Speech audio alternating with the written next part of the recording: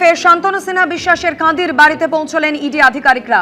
সকাল 10টা নাগাদ কান্দিতে শান্তনু সিনহা বিশ্বাসের পৈতৃক বাড়িতে যান ইডি আধিকারিকরা। 4টি গাড়িতে সেখানে পৌঁছন তারা। গত শুক্রবারে আপনাদের মনে থাকবে এই বাড়িটিতে দীর্ঘক্ষণ তল্লাশি চালান তদন্তকারী আধিকারিকরা। সেদিন বাড়িটি সিল করে দেওয়া হয়। আজ ফের একবার সকাল 10টা নাগাদ 4টি গাড়িতে করে এনফোর্সমেন্ট ডিরেক্টরেটের আধিকারিকরা পৌঁছন শান্তনু সিনহা বিশ্বাসের কান্দির এই বাড়িতে। প্রতিনিধি রানা দাস। রানা, ইডি আধিকারিকরা মূলত এই সম্পত্তি কত টাকা দিয়ে কেনা হয়, কত টাকা দিয়ে রেনোভেশন করানো হচ্ছে, এই সমস্ত জানতেই পৌঁছেছেন?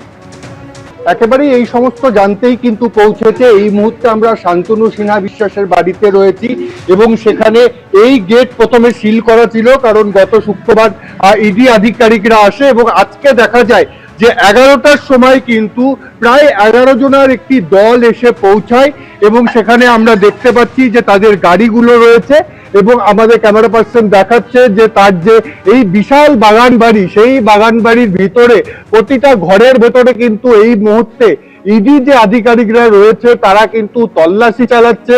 কেন্দ্রীয় বাহিনী রয়েছে, তারা কিন্তু গেট বন্ধ করে রেখেছে এবং তারা দেখা যাচ্ছে গেটের ধারে কেন্দ্রীয় বাহিনী রয়েছে এবং ভিতরে কিন্তু তারা সমস্ত কথাবার্তা বলছে।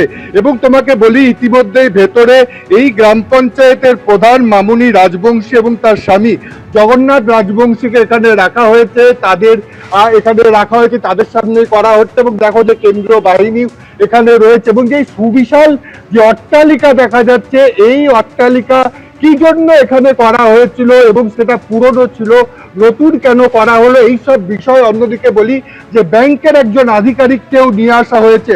অর্থাৎ এখানকার সম্পত্তির কি পরিমাণ, এখানে কোনো কাগজ কি আগের দিন পেয়েছিল, সেই সম্পত্তির পুঙ্খানুপুঙ্খ হিসেব নিকেশ করতেই আজকে তদন্তকারী আধিকারিকরা এখানে পৌঁছেছেন।